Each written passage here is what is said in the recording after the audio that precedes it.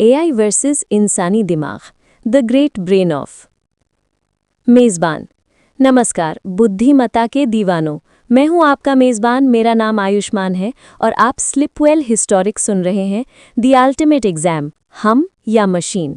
आज हम एक ऐसी यात्रा पर निकलने वाले हैं जो हजारों सालों की विकास और कुछ ही दशकों की कोडिंग पर फैली हुई है। हम देखने वाले हैं कि इस ब्रह्मांड का सबसे जटिल और मूर्खतापूर्ण डिवाइस यानी कि इंसानी दिमाग कैसे अपने ही बनाए गए सबसे तेज, सबसे थकाऊ प्रतिद्वंदी यानी कि आर्टिफिशियल इंटेलिजेंस या एआई का सामना कर रहा है।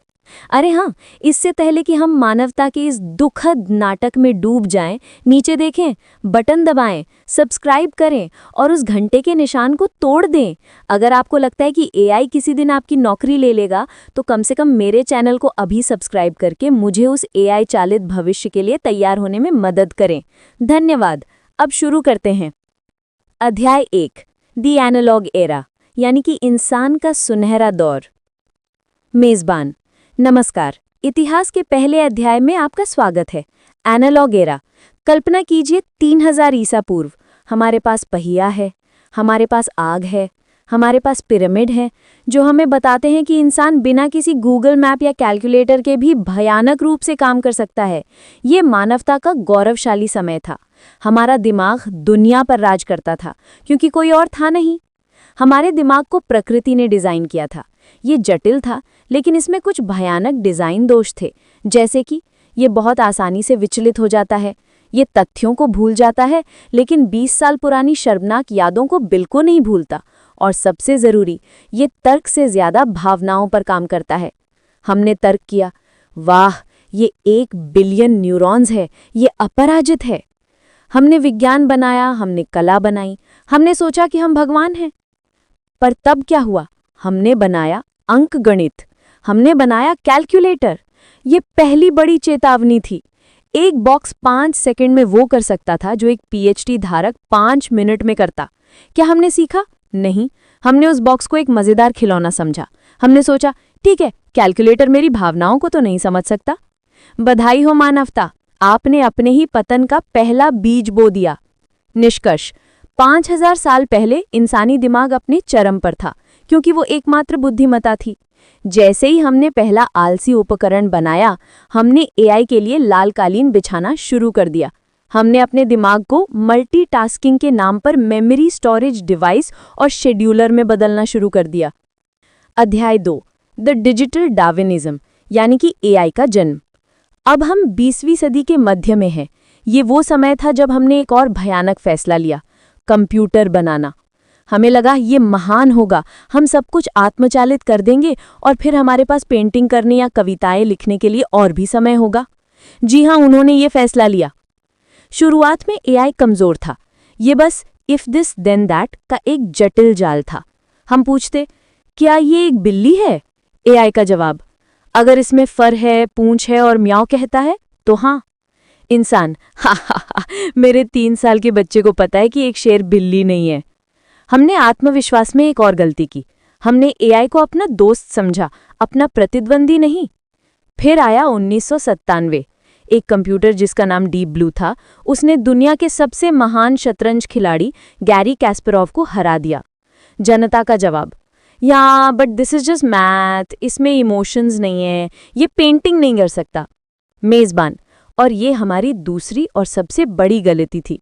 हमने एआई को उन चीज़ों से परिभाषित किया जो वो नहीं कर सकता था, बजाय इसके कि वो क्या कर सकता था। एआई हमें उन चीज़ों में हरा रहा था जहां हमें तर्क, डेटा प्रोसेसिंग और सटीकता की ज़रूरत थी। इंसानी दिमाग इन क्षेत्रों में भयानक है। हम डेटा को भूल जाते हैं, हम तर्क को भावनात्मक पूर्वाग्रहों से प्रदूषित करते हैं और हम अपनी चाबियां भी नहीं ढूंढ पाते। लेकिन हमने तर्क किया, लेकिन हमारा तो दिल है। बधाई हो मानवता, आपने अपनी आलस और श्रेष्ठता की भावना से एआई का जन्म दिया। हम खुद को तार्किक प्राणी कहते हैं, लेकिन एआई ने हमें दिखाया कि हम सबसे अच्छे तब होते हैं जब हम भावनात्मक, रचनात्मक और अप्रत्याशित होते हैं। लेकिन हमने उन चीज़ों पर कभी ध्यान नहीं दिया। अध्याय 3, द रेनेसां और रोबोट्स यानी कि एआई का वर्तमान। अब हम वर्तमान युग में आ गए हैं। इसे मैं रोबोट का पुनर्जागरण कहता हूँ। आज एआई सिर्फ इफ दिस देन दैट नहीं है, ये मशीन लर्निंग है, ये डीप लर्निंग है। इसका मतलब है कि अब ये कोड नहीं किया जाता, ये खुद को प्रशिक्षित करता है। एआई आपके चेहरे को पहचानता है, आपके लिखने के तरीके को कॉपी करता है और आपके बॉस को आपके खिलाफ ईमेल लिख सकता है जो आपसे ज्यादा अच्छा लगेगा। एआई ने हमें कहाँ पीछे छोड़ा? पहला, डेटा प्रोसेसिंग। एआई सेकंड्स में वो डेटा चबा सकता है जिसे समझने में मानव विशेषज्ञों को एक जीवन काल लग जाता है। दूसरा, स्मरण शक्ति। एआई भूलना भटका नहीं है, ये हर बात याद रखता है। तीसरा, निष्पक्षता। हास्यास्पद रूप से एआई में ईर्ष्या, डर या प्रतिशोध की भावना नहीं होती अभी तक। ये बस सबसे प्रभावी परिणाम चाहता है। लेकिन हम क्या कर रहे हैं? हम एआई से कह रहे हैं, मेरे लिए एक रिपोर्ट लिखो, मेरे लिए ये कोड लिखो, मेरी ईमेल का जवाब दो। हम एआई को एक सुपर स्मार्ट स्लेव की तरह यूज कर रहे हैं।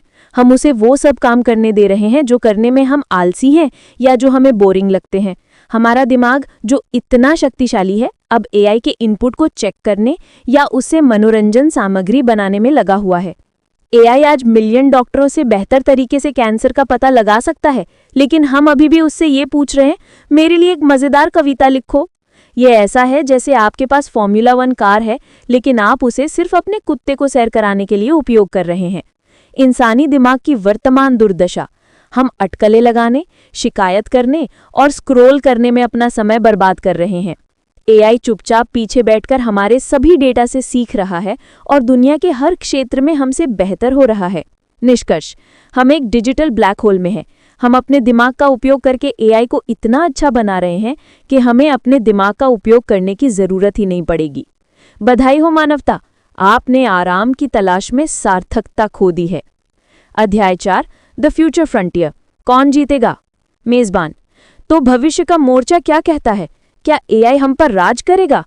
क्या हम रोबोट के गुलाम होंगे जो हमें सप्ताह के अंत में बाहर घूमने जाने की अनुमति देंगे? सच्चाई ये है कि एआई को हम पर राज करने की जरूरत नहीं है। ये पहले से ही हमारी जीवन शैली पर राज कर रहा है।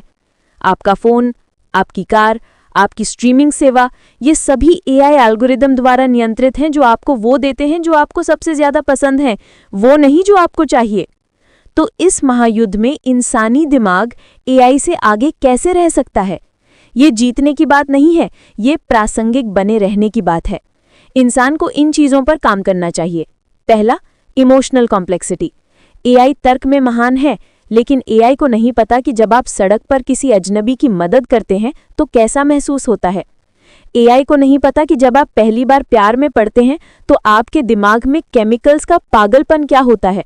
ये मानव अनुभव ही हमारा सबसे बड़ा हथियार है। दूसरा, अराजक रचनात्मकता यानी कि क्योटिक क्रिएटिविटी। एआई 1,00,000 पेंटिंग बना सकता है, लेकिन वो पेंटिंग क्यों बना रहा है? एआई में उद्देश्य की कमी है। ये डेटा को मिलाता है, लेकिन ये पागल भरा, बेतुका, जोखिम भरा विचार नहीं ला सकता जो किसी भी तार्किक मॉडल को तोड़ दे। हमें अपने दिमाग को अराजकता को गले लगाने देना चाहिए। तीसरा, बुद्धिमत्ता का उद्देश्य। हमें एआई से प्रश्न पूछना बंद करना चाहिए कि मुझे ये काम कैसे करना चाहिए, और पूछना शुरू करना चाहिए कि मुझे ये काम क्यों करना चाहिए। नैतिकता, दर्शन और अर्थ की खोज, ये वो क्षेत्र हैं जहां एआई को हमेशा हमारा मार्गदर्शन चाहिए होगा। अंतिम विजेता कौन होगा, ये इस बात पर निर्भर नहीं करता कि सबसे तेज कौन है, बल्कि इस बात पर निर्भर करता है कि सबसे गहरा कौन है। अगर हम अपने दिमाग को सिर्फ डेटा प्रोसेसिंग मशीन के रूप में उपयोग करना जारी रखेंगे तो हम हार जाएंगे। अगर हम अपने दिमाग को भावनाओं, कला, दर्शन और जटिल सामाजिक संबंधों के लिए उपयोग करना शुरू करेंगे तो हम एआई को एक उपकरण के रूप में उपयोग कर सकते हैं, गुलाम के रूप में नहीं। निष्कर्ष, एआई को बनाने में आपकी मेहनत लगी, लेकिन अब आपको उसे पछाड़ने में अपनी मेहनत लगानी होगी। अपनी जिंदगी को सवाल पूछने, प्यार करने और जानबूझकर अतार्किक होने में लगाएं, क्योंकि अगर आप तार्किक बनना चाहते हैं तो एक मशीन आपसे बेहतर कर सकती है। मेजबान, बस आज के लिए इतना ही। अपनी मानवता को सुरक्षित रखें। मैं हूं आपका नाम या पॉडकास्ट का नाम, और हम मिलेंगे अगले एपिसोड में। तब तक अपने एआई को बताएं कि आप